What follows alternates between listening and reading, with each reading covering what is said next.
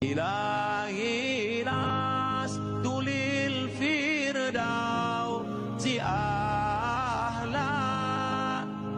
Assalamualaikum warahmatullahi wabarakatuh. Alhamdulillahi wa kafa, wassalatu wassalamu ala al-habibil mustafa wa ala alihi wa ashabihi ahli tuqa wal wafa. Subhanaka la ilma lana illa ma 'allamtana innaka antal alimul hakim. Rabbi shrah li sadri wa yassir li amri wahlul 'uqdatam min lisani yafqahu qawli. Yang kita hormati dan insya-Allah dimuliakan Allah Subhanahu wa taala, Datuk Seri Menteri Besar, Datuk Mufti, Datuk-datuk, datin-datin, hadirin hadirat, muslimin muslimat, yang besar tak dihimbau gelar, yang kecil tak disebut nama, insya-Allah kita semua dimuliakan Allah Subhanahu wa taala. Tadi manakala kita lepas tasyahud sebelum salam, kita berdoa kepada Allah menurut hadis sahih dalam Sahih Muslim yang ditulis oleh Imam Muslim Ibnul Hajjaj Al-Qushairi An-Naisaburi. Allahumma inni a'udzubika min azabi jahannam. Ya Allah, aku berlindung kepada Engkau daripada azab jahannam. Wa min azabil qabri. Aku berlindung kepada Engkau daripada azab kubur. Wa min fitnatil mahya wal mamat. Aku berlindung kepada Engkau daripada fitnah hidup dan mati. Wa min syarri fitnatil masihid dajjal.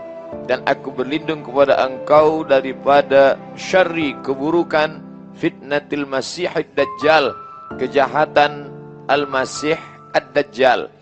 Mengapa ada al-masih di ujung kata ini ditambahkan kata dajjal? Kerana ada al-masih Isa ibnu Maryam, ada pula al-masih dajjal. Kerana keduanya memiliki persamaan yang tiada boleh dibezakan kecuali oleh orang-orang yang dirahmati Allah Subhanahu wa taala. Bila ada tempat air atau tempat makanan, orang Arab menyebut ina, dibuat daripada emas, maka mereka menyebut ina'un zahab, bejana emas.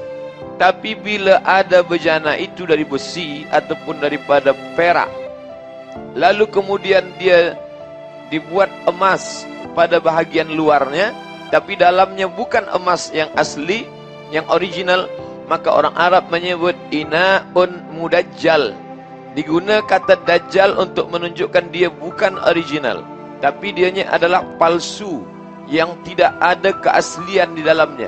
Oleh sebab itu, maka untuk membezakan antara Al-Masih Isa ibnu Maryam dengan Al-Masih yang bukan Isa, maka diguna kata dajjal, Al-Masih ad-Dajjal.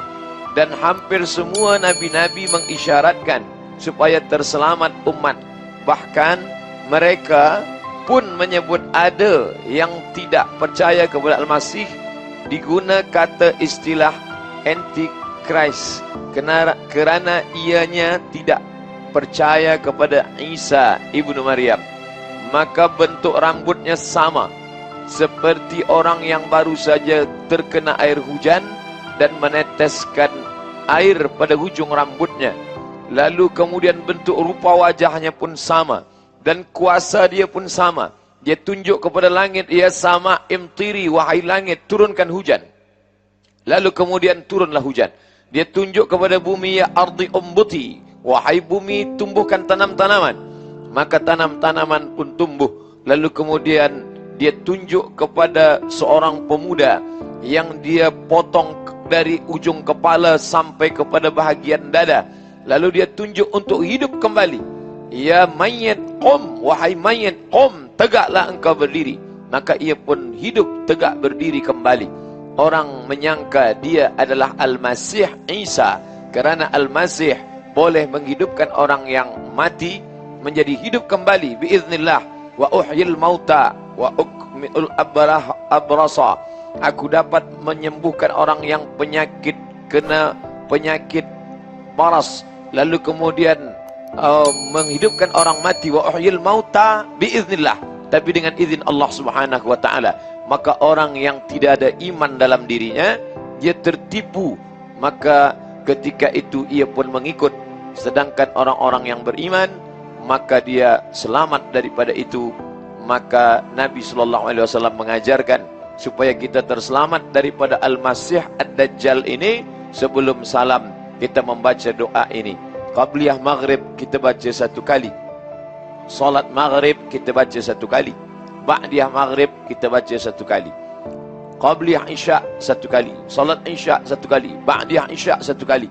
Itu baru malam ini saja. Dari subuh tadi, tahajud malam, witir, ditambah duha, berapa kali minta perlindungan kepada Allah. Allahumma inni a'udzubika min azabi jahannam, min azabil qabri, wa min fitnatil mahya wal mamat, wa min syarri fitnatil masihid dajjal. Kemudian dianjurkan untuk menghafaz ayat 1 sampai pada ayat yang ke-10. 10 ayat awal daripada surah Al-Kahfi diamalkan setiap hari, apakah malam atau siang hari. Begitu pesan daripada Syekh Ali Jum'ah, mufti Mesir yang lama. Beliau dalam salah satu muhadarah tazkirahnya mengingatkan umat ini untuk menghafaz, mengajarkan anak-anak supaya membaca, menghafaznya.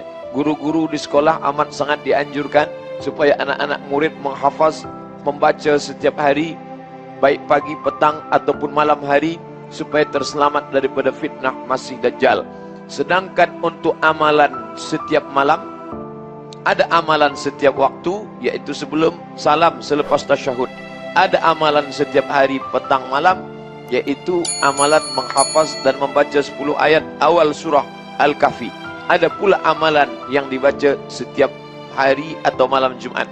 Man qara'a surat Al-Kahfi, sesiapa sahaja yang membaca surah Al-Kahfi hari Jumat, pagi Jumat, petang Jumat, subuh Jumat atau malam Jumat, adha'a lahu min nur, Allah akan menerangi ia dengan cahaya ma bainal jumu'ataini, dari Jumat ini sampailah ke Jumat hadapan.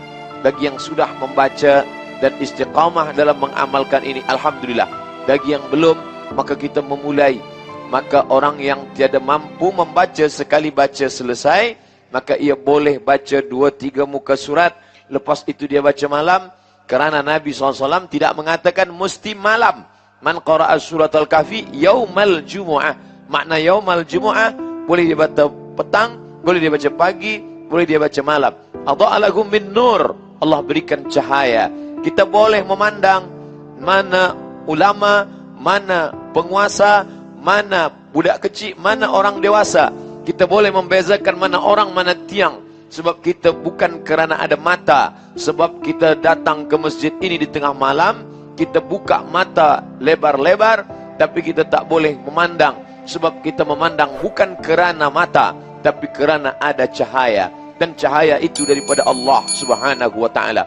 Maka di antara doa yang diajarkan Nabi pada malam tahajud, Allahumma ja'al fi qalbi nura, berikan di hatiku cahaya. Wa fi sam'i nura, pada pendengaranku cahaya. Wa fi basari nura, pada pandangan mataku cahaya. Wa an yamini nura, sebelah kanan cahaya. Wa an yasari nura, sebelah kiri cahaya. Wa min amami nura, bagian hadapan cahaya. Wa min khalfi nura, bagian belakang cahaya. Wa min fawqi nura, bagian atas cahaya. Wa min tahti nura, bagian bawah cahaya. Akhir hadis ini ada 2 riwayat. Yang pertama, waj'al li nura, berikan aku cahaya. Riwayat kedua, waj'alni, jadikan aku cahaya. Tiada ikhtilaf antara keduanya. Andai dia katakan waj'al li nura, berikan aku cahaya. Andai dia katakan waj'alni nura, jadikan aku cahaya, maka tiada salah keduanya. Kerana Allah Ta'ala berikan orang ini cahaya, maka bolehlah ia membezakan mana hak, mana batil, mana bengkok, mana lurus, mana hitam, mana putih. Maka di antara doa ulama, bukan daripada Nabi, Allahumma arinal haqqa haqqa, tunjukkan padaku bahawa yang hak itu adalah benar. Warzuqna tiba'ah, berikan aku kekuatan untuk mengikutinya. Wa arinal batila batila, tunjukkan padaku bahawa yang batil itu salah. Warzuqna jtinabah, berikan aku kekuatan untuk menjauhinya. Kerana ada orang yang tiada boleh membezakan mana hak, mana batil. Dan yang level kedua, ada orang boleh membezakan mana hak, mana batil, tapi dia tiada kekuatan untuk menolak yang batil dan untuk mengikuti yang hak. Sedangkan orang yang istiqamah, la yakhafuna fillah, mereka tak pernah khawatir, tak ada takut dalam menegakkan agama Allah. Laumata laim, caci maki, sumpah serapah. Sesungguhnya Sayyidina Ali radhiyallahu an memiliki seorang ayah yang amat sangat menolong Nabi Muhammad sallallahu alaihi wasallam. Tapi manakala Nabi berbisik ke telinganya, bersyahadatlah wahai paman, bersyahadatlah wahai pakcik. Tapi manakala itu dia berat untuk bersyahadat kerana takut disumpah caci maki dan serapah, maka saat itu dia bersyair, laqad alimtu anna dina Muhammadin khaira adyanil bariyah laulal malamah wa hidharil masabbah lawajadtani samhan lidzalika dini mubayyina. Laqad alimtu, aku sudah tahu, anna dina Muhammadin, bahwa agama Muhammad, khaira adyanil bariyah, agama yang paling baik, laulal malamah, laulal malamah, kalaulah bukan kerana takut dicaci maki, wa hidharil masabbah, disumpah serapah, lawajadtani samhan lidzalika dini mubayyina, pastilah engkau dapati aku samhan, berlapang dada menerima agama ini, mubayyina, secara terang dan nyata. Maka sesungguhnya dalam hati ia menerima, tapi berat untuk bersyahadat kerana takut dicaci maki dan sumpah serapah. Agama ini seperti orang kalmassi alal jamri, memegang batu api yang terbakar. Bila kau pegang, maka tanganmu terbakar. Bila engkau lepaskan, maka ia akan padam sendiri. Hari ini masih ada pemuda yang istiqamah ke masjid, masih ada orang yang ada kuasa tapi tidak takut menegakkan agama Allah, masih lagi diberikan Allah izzah, kekuatan, kepercayaan diri. Maka sesungguhnya orang-orang seperti inilah yang insya Allah terselamat daripada Al-Masih Ad-Dajjal, insya Allah. Amin ya Rabbal Alamin. Apakah kita semua selamat? Kata Allah Ta'ala, ana inda husni dhanni abdi bi, aku menurut sangka hambaku kepada aku. Maka kita sentiasa bersangka baik kepada Allah Subhanahu wa taala. Pesan Nabi kepada Muaz ibnu Jabal sebelum fiduburi, di akhir daripada salat, maka engkau baca Allahumma a'inni, tolong aku, ala zikrika, supaya selalu mengingatmu, wa syukrika, bersyukur kepadamu, wa husna ibadatik, beribadah dengan ibadah yang terbaik. Muaz, engkau akan pergi ke suatu negeri bernama Yaman. Di sana nanti engkau akan menjadi orang yang menghitung zakat. Engkau akan mengajarkan Islam. Engkau akan menunjukkan yang hak dan yang batil. Masa itu engkau sibuk, maka aku ajarkan doa yang singkat tapi maknanya padat. Jawami'ul kalim, mengandung makna yang lengkap.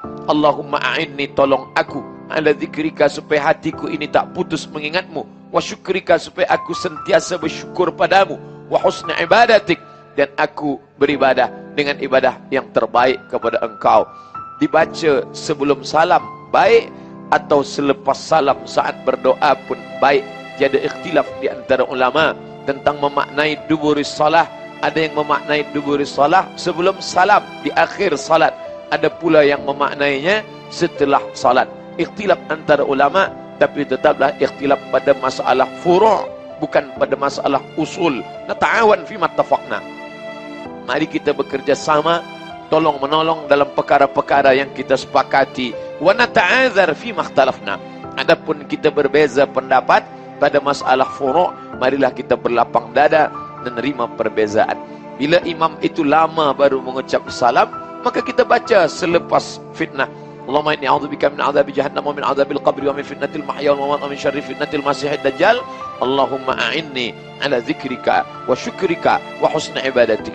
Bila dia cepat mengucapkan salam, maka kita berdoa selepas salam, kerana doa selepas salam pun juga adalah bagian dari sunnah Rasulullah sallallahu alaihi wasallam. Di antaranya ketika Nabi ditanya, ayat doa asma', apa doa yang paling didengar dikabulkan Allah? Pertama, jaufil lail, doa di tengah malam, tahajud. Wa minal laili, dari sebagian malam, fatahajjad.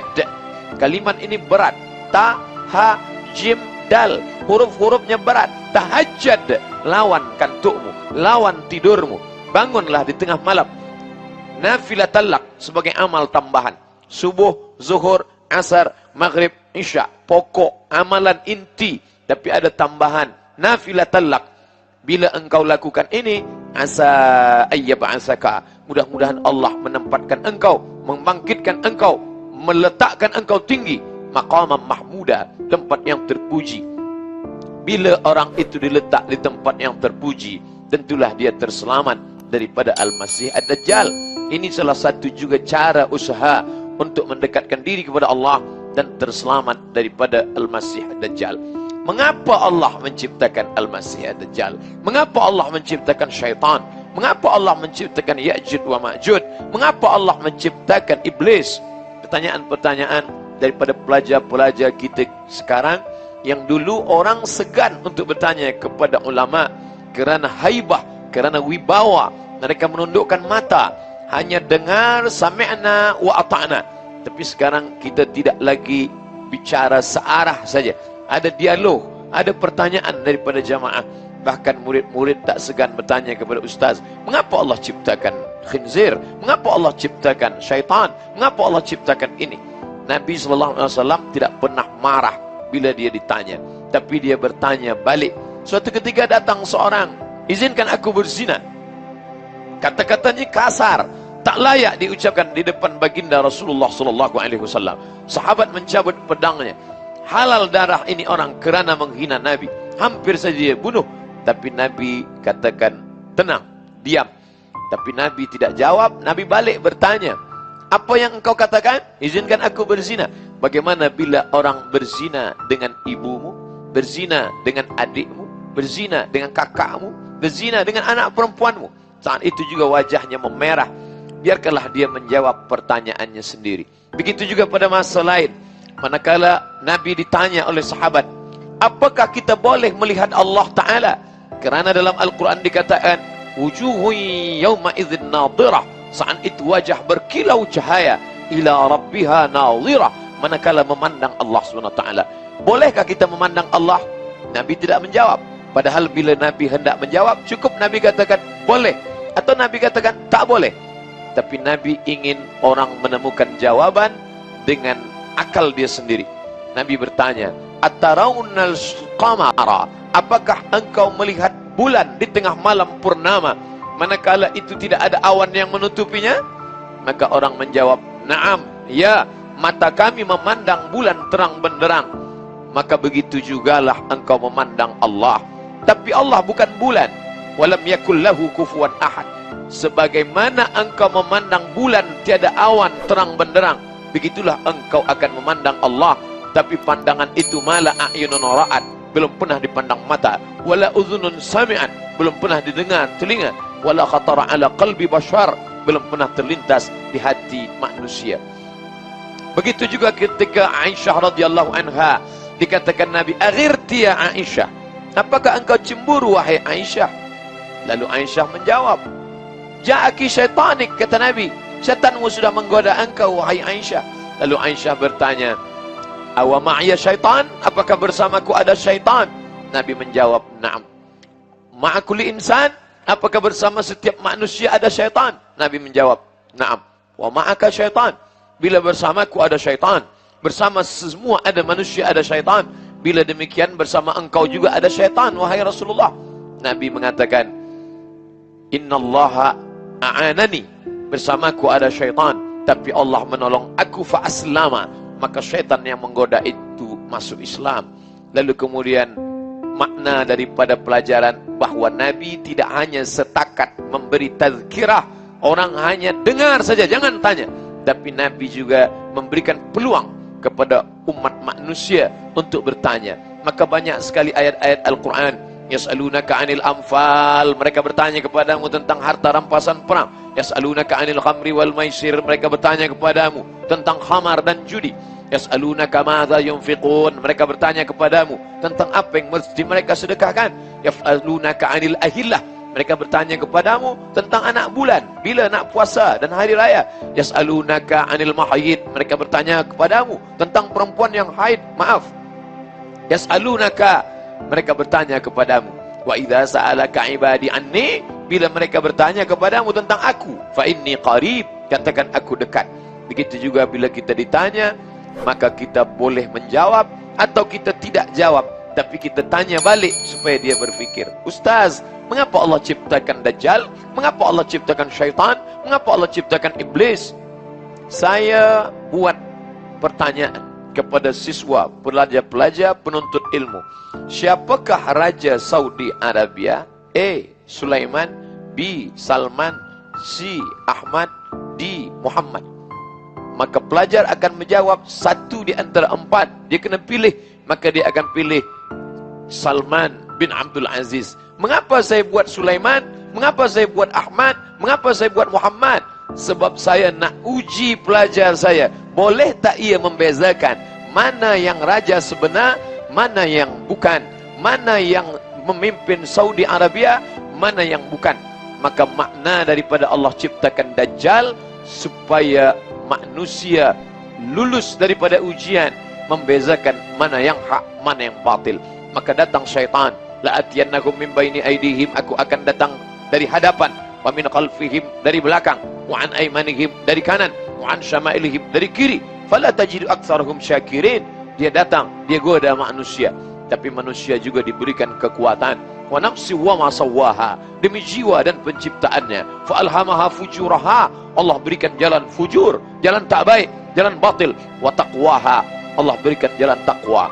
Manakala kita mendapat makluman bahwa malam ini akan ada tazkirah di masjid yang kita muliakan, kita banggakan, maka dalam hati kita berpikir, datang atau tidak datang, dengar atau tidak dengar, hadir atau tidak hadir.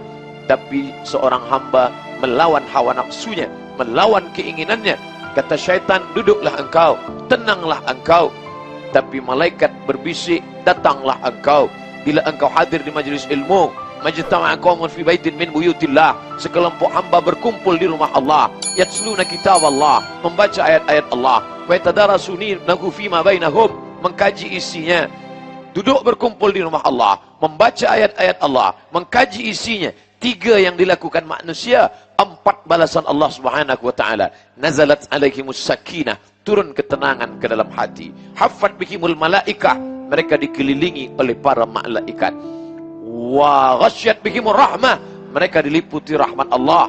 Wa dzakarahumullahu fi man indah, maka Allah banggakan mereka kepada para malaikat. Hai malaikat, dulu manakala aku ciptakan mereka, inni ja'ilun fil ardi khalifah, aku ciptakan manusia menjadi khalifah, kalian semuanya marah, kalian bertanya, ataj'alu fiha may yufsidu fiha wa yasfikud dima, mengapa engkau ciptakan mereka ya Allah? Mereka hanya akan berkelahi, mereka hanya akan berperang, mereka hanya akan menumpahkan darah.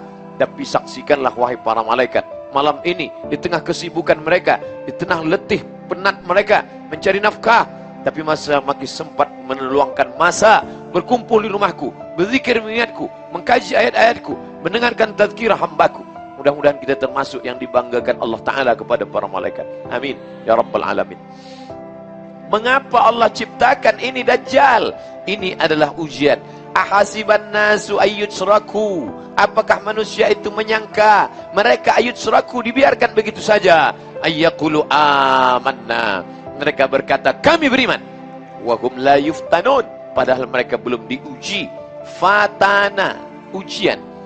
Bila kita menemukan batu, kayu hitam, kita tak tahu apakah ini sampah atau ini emas. Kalau emas, maka dia mesti fatana, diuji. Menguji emas, dibakar dia dengan api.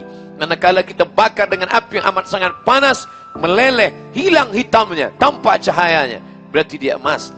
Sedangkan manusia diuji dengan kematian anak, maka saat itu dia bersabar. Diuji dia dengan harta, maka dia bersabar. Diuji dia dengan kehilangan, maka dia tetap bersabar. Tapi manakala diuji dia dengan Dajjal, saat itu dia tidak termasuk orang-orang yang lulus ujian Allah Subhanahu wa taala. Apakah Ustaz Abdul Samad yang memberi tazkirah tentang Dajjal itu lulus daripada najah, berhasil daripada Dajjal? Belum tentu lagi. Kita tetap berdoa kepada Allah. Kita tak angkuh dan sombong dan berkata, mana Dajjal itu? Aku lulus daripada ujian Dajjal. La yadkhulul jannah, tak masuk surga. Man kana fi qalbihi, sesiapa sahaja yang dalam hatinya mithqala habatin min khardalin min kibrin, ada sombong sebesar biji sawi, angkuh, semua kerana pertolongan Allah.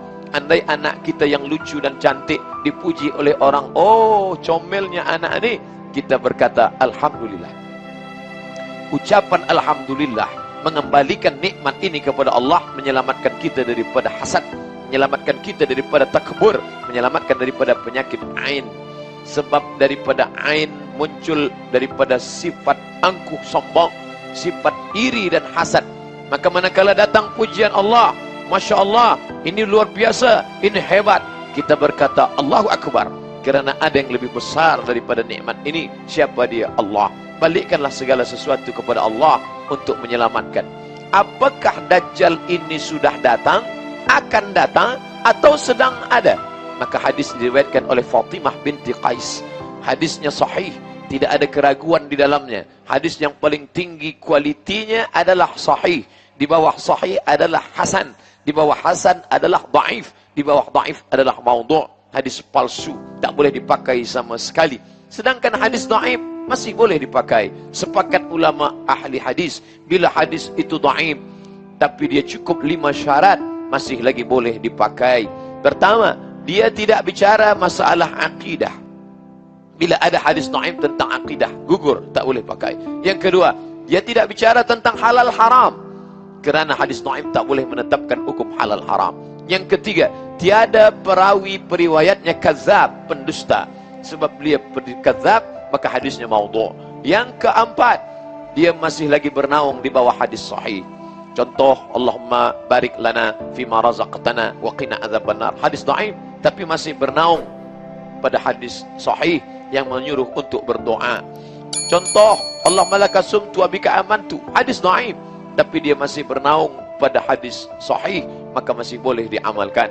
Yang kelima, dia untuk fadail a'mal, untuk memberikan motivasi, untuk memberikan semangat untuk beramal. Utlubul ilma walau bisin, tutul ilmu walaupun ke negeri Cina. Hadis dhaif tapi masih boleh kita sampaikan, kerana ianya memberikan semangat untuk belajar, menuntut ilmu. Maka hadis-hadis semacam ini kita temukan banyak dalam kitab-kitab. Bila ada orang mengatakan, jangan pakai kitab ini sebab isinya banyak hadis dhaif, jangan pakai kitab ini sebab banyak hadis dhaif. Bila demikian, maka kita tidak akan pakai Sunan Tirmizi, sebab dalam Sunan Tirmizi ada hadis dhaif. Kita tidak akan pakai Sunan Abi Daud, sebab dalam Sunan Abi Daud ada hadis dhaif. Bahkan kita tidak akan pakai Muwatta' Malik, padahal kitab hadis paling tua yang ada saat ini Muwatta' Malik. Malik meninggal tahun 179, lebih tua daripada Al-Um Imam Syafi'i, lebih tua daripada Sahih Al-Bukhari.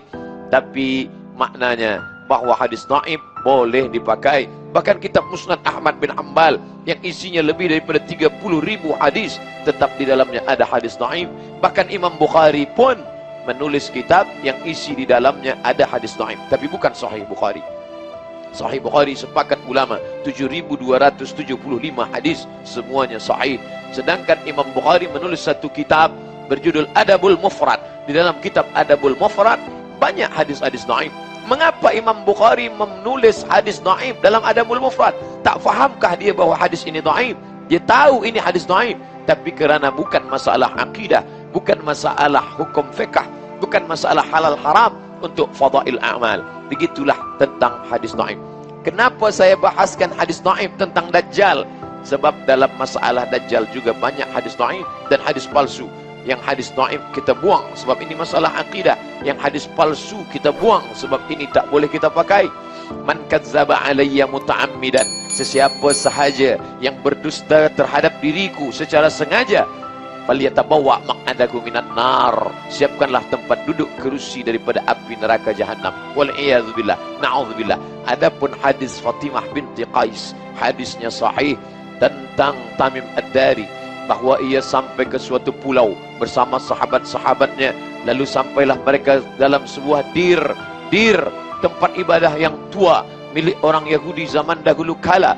Mereka menemukan seorang yang terbelenggu, lalu mereka berbicara dan orang itu bertanya, min aina antum, dari mana kamu berasal? Minal Arab, kami berasal dari Arab. Lalu orang ini bertanya, apakah Nakhlu Baisan? Nakhlu korma, Baisan nama suatu kawasan yang berada di negeri Syam. Bila disebut kata Syam, sekarang menjadi 4 negara: Jordan, Suriah, Lebanon, Palestin. Li'ila fi Quraisy, perjalanan orang Quraisy. Ila fihim rihlatash syita was-saif, perjalanan syita musim sejuk, saif musim panas. Makkah di tengah, Yaman di bawah, Syam di atas. Inilah perjalanan bisnis mereka. Pada masa musim sejuk mereka pergi ke Yaman, Pada masa musim panas, mereka pergi ke Syam, Yaman, Saudi Arabia, Jordan, Palestina, Suriah, Lebanon. Perjalanan Nabi Muhammad sallallahu alaihi wasallam. Begitu juga perjalanan datuk-datuknya, perjalanan Muhammad, Abdullah, Abdul Muttalib, Hashim, Abdi Manaf, Qusay. Mereka melakukan perjalanan panjang 6 bulan ke bawah, 6 bulan ke atas. Pada masa musim haji, mereka berkumpul di Baitullah. Dalam perjalanan panjang ke Yaman itu, sekelompok orang ini bertemu dengan makhluk yang bertanya, dari mana kamu berasal? Kami datang dari Jazirah Arab. Apakah nakhlu baisan masih berbuah? Maka mereka menjawab, ya, nakhlu baisan masih berbuah. Sampai masanya nanti nakhlu baisan, buah korma yang ada di negeri Baisan akan mengering. Di saat itulah Dajjal tak lama akan keluar. Apakah hari ini nakhlu Baisan masih berbuah? Masya Allah, tabarakallah, wal'iyadzubillah. Allah menunjukkan kebenaran hadis Nabi Muhammad sallallahu alaihi wasallam. Nakhlu Baisan hari ini berkurang, bahkan sebagiannya mati, pokok-pokoknya mengering. Bagi sesiapa yang tak percaya, pergilah ke Baisan, menyaksikan bagaimana batang-batang korma Baisan mengering dan mati. Padahal dulu semua mereka memakan buah korma ini seperti korma yang ada di kota Al-Madinah Al-Munawwarah. Lalu kemudian dia bertanya, bagaimana dengan Buhairah Tabariyah? Buhairah danau seperti Al-Bahrul Mayyit, letaknya di Palestin yang sedang dijajah oleh Israel laknatullah alaihim. Lalu mereka bertanya, apa yang terjadi dengan Buhairah Tabariyah? Masih adakah airnya? Maka orang-orang Arab ini menjawab, ya, airnya masih lagi banyak. Nanti sampai masanya ia akan mengering. Saat itulah Dajjal akan keluar. Subhanallah, Masya Allah, hari ini terjadi kekeringan yang luar biasa. Persediaan air Israel diantaranya adalah dari Buhairah Tabariyah, Danau Tiberias, dan itu sekarang sedang mengalami kekeringan yang luar biasa. Masih lagi ada sebagiannya air, tapi tanah-tanah yang menonjol ke atas sudah seperti pulau-pulau kecil di atas danau. Lalu kemudian pertanyaan yang ketiga tentang Ain Zaghar. Ain, mata air, Zaghar, yang ada di tepi Bahrul Mayyit, Jordan, yaitu laut mati. Tempat dulu Allah pernah menurunkan azab. Ja'alna 'aliyaha safilaha. Kami jadikan bagian atas turun ke bawah, bagian bawah naik ke atas. Amtarna 'alaihim hijaratan. Kami hujani mereka dengan hijarah, batu, min sijilin mamdud, dari tanah liat yang terbakar. Kaum Sadum, atatunar rijala syahwatan min dunin nisa. Mengapa kalian mendatangi lelaki bersyahwat padahal ada perempuan? Mereka sudah melakukan perbuatan itu. Dan sekarang sejarah berulang, musim berganti. Memanglah dunia ini panggung sandiwara, isinya itu-itu saja. Masa berubah, tapi isi dunia tetap itu-itu juga. LGBT yang dulu pernah menjadi laknat, hari ini merajalela, berbahaya, penyakit yang tidak ada obatnya, hari ini pun datang lagi kembali. Di ujung tepi laut itu, laut mati itu, ada air tawar bernama Ain Zaghar. Bila nanti dia masih adakah Ain Zaghar itu? Mereka menjawab, masih. Masih tawarkah airnya? Masih. Nanti sampai masanya Ain Zaghar akan tersumbat. Dan hari ini terbukti 3 tanda yang ada dalam hadis riwayat Fatimah binti Qais terbukti dengan nyata, dibahas oleh para ulama. Tidak hanya pada ulama yang alim dalam masalah Quran Sunnah, tapi juga alim saintifik, mengerti tentang arkeologi, mengerti tentang astronomi.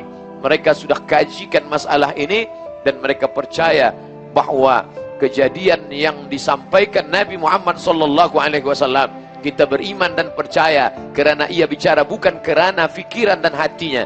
Wa ma yantiqu 'anil hawa, dia tidak memperturutkan hawa nafsu. In huwa illa wahyun yuha, melainkan wahyu daripada Allah Subhanahu wa taala. Tajuk kita malam ini bukanlah membuat kita menjadi orang yang ketakutan. Saya tak ingin selepas kajian ini semua balik ke rumah dalam keadaan ketakutan sehingga tidur tak lelap, makan tak kenyang. Esok pagi semua kirimkan komen ke pengerusi masjid supaya Ustaz Somad jangan datang lagi ke Selangor, sebab dia menakut-nakuti sahaja. Makna kaji kita malam ini adalah supaya kita berhati-hati, waspada, ajarkan anak-anak membaca Al-Quran, berzikir. Selepas itu serahkan pada Allah Subhanahu wa taala. Fa idza azamta, bila engkau sudah azam kuat, fatawakkal 'ala Allah. Jangan terlalu lama banyak berpikir. Kita disuruh berpikir, afala ta'qilun, afala tatafakkarun. Tapi ada yang lebih hebat daripada berpikir adalah beramal. Falyabudu rabb hadzal bait. Banyak-banyak sajalah kamu beribadah menyembah Allah Ta'ala. Bila kamu banyak beribadah, Allah akan berikan kamu dua. Apa dia? Allazi at'amahum min ju'. Bila kamu lapar, dia akan kenyangkan kamu. Wa amanahum min khauf. Dan bila kamu takut, dia akan berikan kekuatan kepada kamu. Di mana letak ketakutan itu? Ala fil jasadi mudghah. Di dalam jasad itu ada segumpal. Mukjizat Nabi Muhammad SAW. Sesiapa sahaja yang menggumpalkan, mengepalkan tangannya, maka sebesar itulah jantungnya. Abdul Somad, orangnya tidak terlalu besar, maka sebesar itu pula lah jantungnya sebelah kiri. Ala fil jasadi mudghah. Di dalam jasadmu itu ada sekepal, ada segumpal. Idza salahat salahal jasadu kulluh. Bila dia baik, yang lain ikut menjadi baik. Wa idza fasadat fasadal jasadu kulluh. Bila dia rosak, maka yang lain ikut menjadi rosak. Kita orang Melayu menyebut dia jantung sebab bentuk dia macam jantung pisang. Tapi orang Arab yang pokok pisang tak tumbuh, maka mereka tidak menyebutnya jantung, tapi mereka menyebutnya sonubar, kerana bentuknya seperti buah sonubar. Orang Melayu pun menyebut juga kata sonubar, hati sonubari. Pines, buah bentuknya seperti jantung, tapi ianya tumbuh di gurun pasir Sahara, maka menyebut sonubar.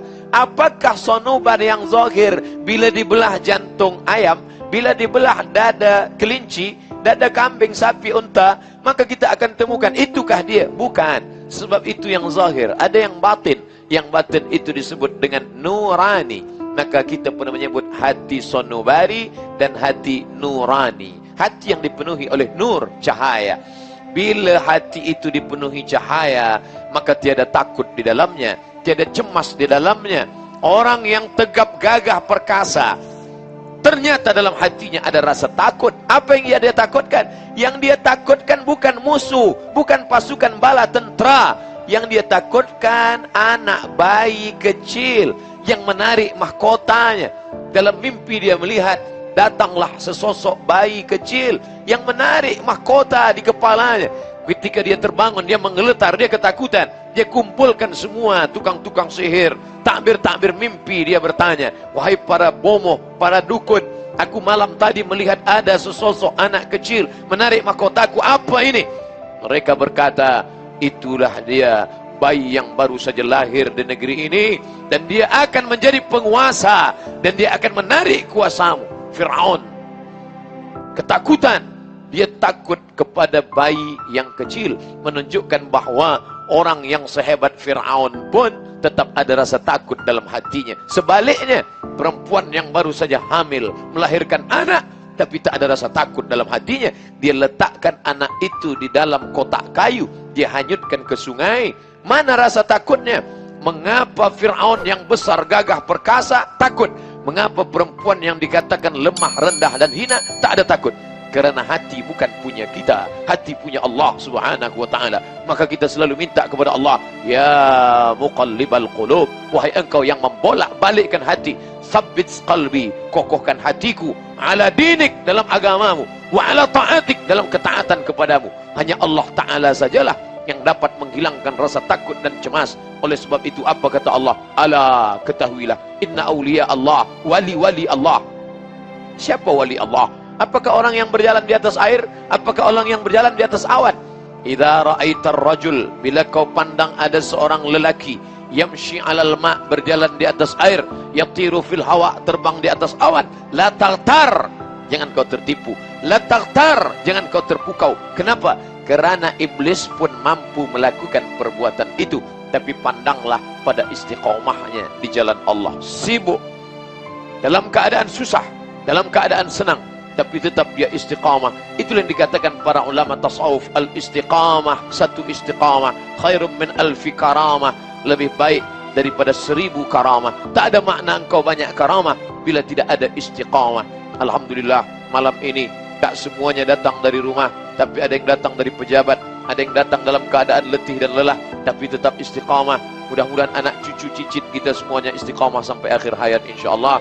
Amin ya rabbal alamin. Manakala datang seorang lelaki bertanya kepada Nabi SAW, ya Rasulullah, ya, ausini, bagi aku wasiat. Apa kata Nabi? Qul amantu billah, katakanlah engkau beriman kepada Allah, tsumastaqim, istiqamahlah.